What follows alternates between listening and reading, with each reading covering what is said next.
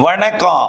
செல்வகுமாரின் அதிகாலை வானிலை ஆய்வறிக்கை. அதிகாரப்பூர்வ வானிலை அறிக்கைக்கு இந்திய வானிலை ஆராய்ச்சித்துறை அறிக்கையை பார்க்கவும். 2026 ஆகஸ்ட் 6 வியாழக்கிழமை அதிகாலை நிலவர வானிலை பதிவு. வானிலை அமைப்பு: வளிமண்டல சுழற்சி மெல்ல வங்கக்கடலில் தமிழ்நாட்டு கரைக்கு அப்பால் வடக்கு நோக்கி நகர்ந்து கொண்டிருக்கிறது. நேற்றைய செட்டிங் சென்னை உள்ளிட்ட வடகடலோரத்திற்கு மட்டுமே மழை பொழிவை கொடுக்கும் வகையில் அமைந்திருந்தது.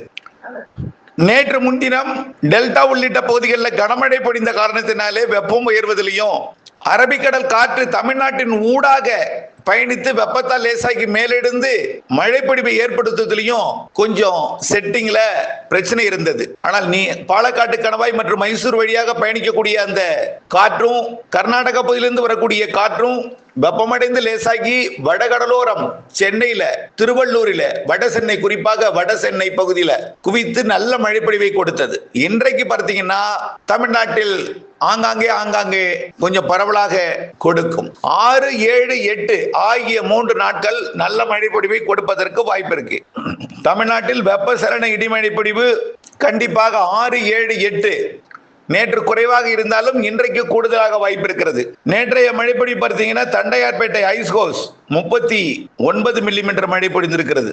மாதவரம் 39 மில்லிமீட்டர். இன்னும் நிறைய இடங்கள்ல மழை பொழிந்திருக்கு. இது அதிகாரப்பூர்வ மழை பொழிவு மாணி உள்ள இடம். இதை விட கூடுதல் மழையும் பொழிந்திருக்கு. Thiruvottiyur 34 millimetre, Wimco Nagar 31 millimetre, Basin Bridge 30 millimetre, Perambur 29 millimetre, Kasimedu 28 millimetre, Ennore 26 millimetre, Parrys Corner 26 millimetre, Anna Nagar மேற்கு 24 மில்லிமீட்டர், மேலும் Nungambakkam 24 millimetre, Saligramam 22 millimetre, Aminjikarai 21 millimetre, Manali 21 millimetre, Chennai central 19 millimetre, Korattur 15 millimetre, Nerkundram 14 millimetre, Manali new town 12 millimetre என்ற மழை பொழிவு நிறைய இடங்கள்ல இதற்கும் கிடையும் 1 சென்டிமீட்டர் வரைக்கும் நிறைய இடங்கள்ல மழை பொழிந்திருக்கிறது. இன்றைய அமைப்பை பொறுத்த வரைக்கும் மேற்கு காற்று, வடமேற்கு காற்று, கிழக்கு காற்று, காற்று சுழற்சியிலிருந்து வரக்கூடிய காற்று குளிர்விக்கும் அமைப்பு தமிழ்நாட்டிலே குறிப்பாக வடகடலோரம் வடவுள் பகுதிகளில் இன்றைக்கு கூடுதல் பரப்பிலே இருக்கும்.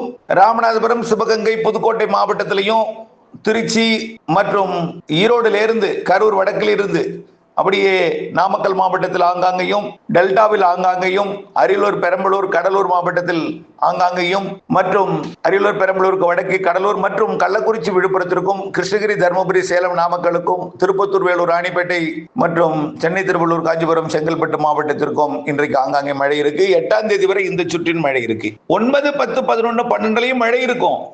நேற்று போல் குறைந்த பரப்பில் இருக்கும். அதாவது ஒரு குறிப்பிட்ட பகுதிகளில் மட்டும் இருக்கும். ஆனால் நேற்று போல் சென்னைக்கு மட்டும் இருக்காது, வேற இடங்கள்ல இருக்கும். 12ஆம் தேதியிலிருந்தும் மழை தொடர்ந்துட்டு தான் இருக்கும். இந்த காற்று மறைக்கும் பகுதியில, அதாவது சிவகங்கை மாவட்ட பகுதி, ராமநாதபுரம் உள்பகுதி, மதுரை மாவட்ட வடக்கு பகுதி, புதுக்கோட்டை மாவட்டத்தோட சிவகங்கை மாவட்ட எல்லையோர பகுதிகளுக்கும் மழை 12ஆம் தேதிக்கு மேலேயும் தொடர்ந்துட்டு இருக்கும் ஆங்காங்கே. அதே போலதான் சேலத்துல ஒரு சில இடங்கள்ல ஒதுக்கிட்டு தான் இருக்கு. ஆனால் சில இடங்கள்ல நல்ல மழையும் பொழிந்து கொண்டிருக்கு. அதை முதல்ல நீங்கள் புரிந்து கொள்ள வேண்டும். கள்ளக்குறிச்சி, விழுப்புரம் பகுதிகளிலையும், அரியலூர், பெரம்பலூர்லயும் மழை, ஆனா சில இடங்கள்ல ஒதுக்கிட்டு இருக்கு, சில இடங்கள்ல திரும்ப மழை பெய்யுது. அப்படித்தான் வானிலை அமைந்து கொண்டிருக்கு. வரக்கூடிய 12ஆம் தேதி வரைக்கும் இந்த சுற்றின் மழை இருக்கு. 8ஆம் தேதி வரை சற்று கூடுதல் பரப்பு இருக்கு. 9லிருந்து 12 வரை சற்று, அது 9லிருந்து 10 வரை குறைந்தும், இன்னும் கொஞ்சம் 11, 12, 13 கொஞ்சம் குறைந்திருக்கும். 13லிருந்து 15 வரையும் ஓரிரு இடங்கள்ல இருக்கும். ஆனா பெருசா பரவலா இருக்காது. மழை இருந்துட்டு இருக்கும் 13, 14, 15. இந்த நேரத்துல பசிபிக் பெருங்கடல்ல உருவாகி சீனாவை தாக்க வந்து கொண்டிருக்கக்கூடிய டால்பின் புயல் வரக்கூடிய 8, 9 தேதிகளில் சீனாவை தாக்க இருக்கிறது. கடுமையான வெள்ளப்பெருக்கு ஏற்படுத்த போகிறது. அப்படியே நீடித்து நின்று அப்படியே அங்கேயே ஜிக்ஜாக் போட்டு 2 நாள் இருந்து அதற்கு பிறகுதான் அது வடகொரிய பகுதியை நோக்கி விலக இருக்கிறது. அதற்கு அடுத்த நிகழ்வெல்லாம் அப்படியே வங்கக்கடலை நோக்கி வருங்க. இப்ப எதுவும் மாதிரி காட்டாது. தயவுசெய்து பொறுத்திருங்கள். நாம ஏற்கனவே சொன்ன வானிலை அறிக்கையை மீண்டும் ஒரு முறை நினைவுபடுத்த விரும்புகிறேன். ஆகஸ்ட் 1லிருந்து மழை பொழிவு கொடுக்கும், அது நம்பிக்கையை கொடுக்கும் அப்படின்னு சொன்னோம். நம்பிக்கை கொடுத்திருக்கோம். ஆக மழை பொழிவே பரவலா வலுத்த மழை பொழிவெல்லாம் தமிழ்நாட்டுக்கு இருக்காது, ஆங்காங்கே இருக்கும். அணைகளை நிரப்பு மழை இருக்கும், ஆனால் முழு அணையை நிரப்பாது.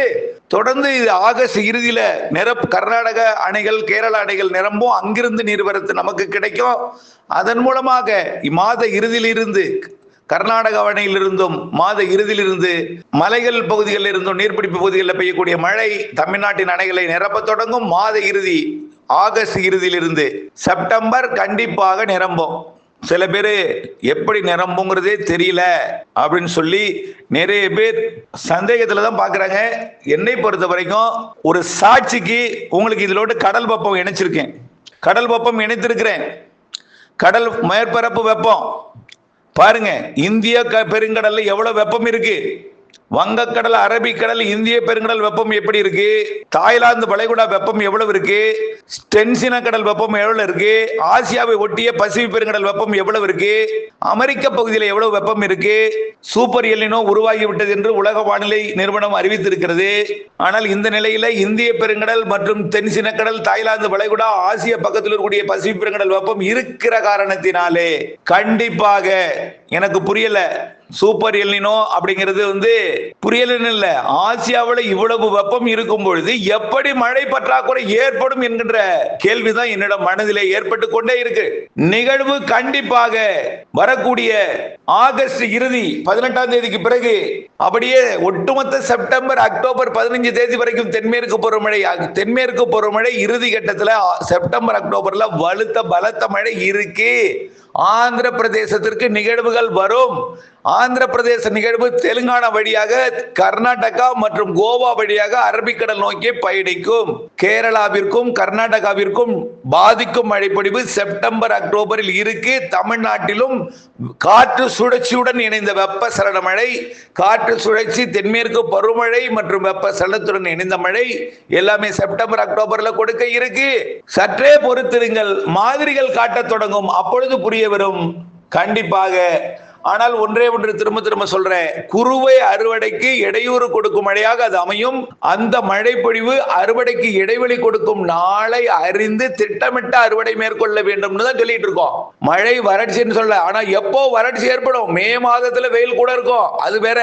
அது இப்ப இருக்கக்கூடிய வெப்பம், ஆசிய பக்கத்துல வெப்பம் படிப்படியாக குறையும். அது இந்த தென்மேற்கு பருவமழை நிறைவடைந்த பிறகுதான் குறையும்.